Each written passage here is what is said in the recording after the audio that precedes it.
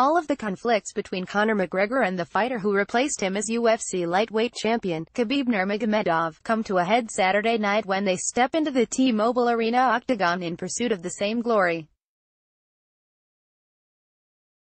For the power puncher McGregor, returning to the UFC at age 30 after taking nearly 2 years off, the opportunity at UFC 229 is to re-establish himself, in what he said could be a $50 million payday, as the organization's biggest draw and most entertaining star.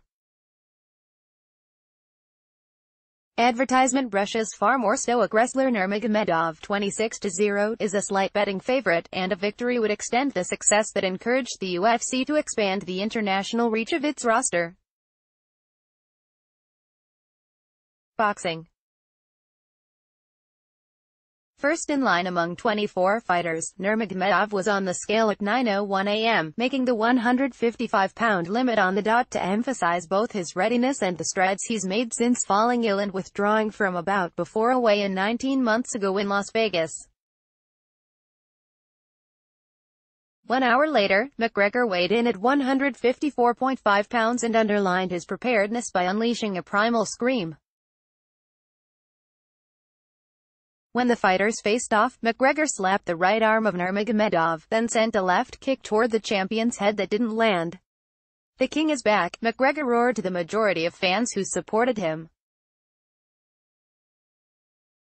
Nurmagomedov thanked the Irish fans for supporting the fight and told them, "Tomorrow, I'm going to smash your boy." McGregor, 21-3, has masterfully broken down past champions Jose Aldo and Eddie Alvarez with his witty and biting pre-fight remarks, and he's pursued the new champion by insulting his father and his Islamic principle of not drinking alcohol.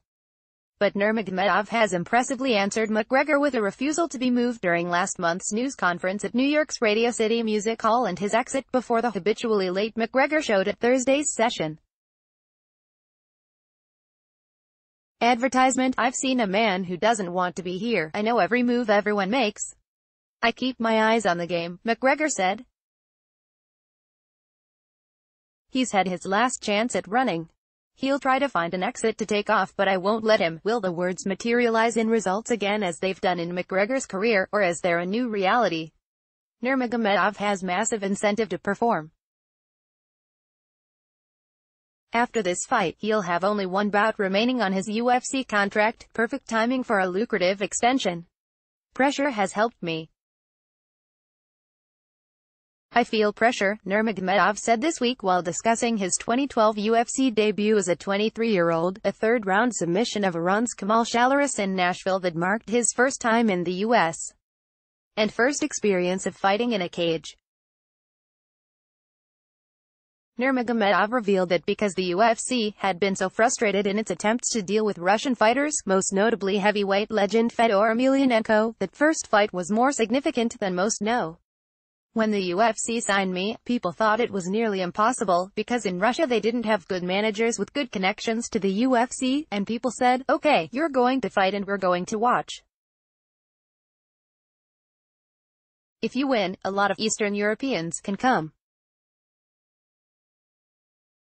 If you lose, okay, UFC is at a different level, so I felt very big pressure when I go into that cage." Nurmagomedov cut Shalaris under the right eye by battering him with punches in the third round, then submitted him by rear naked chokehold, with the announcer bellowing, "Welcome to America." Ali Abdelaziz, Nurmagomedov's manager, said he now represents 30 Russian UFC fighters.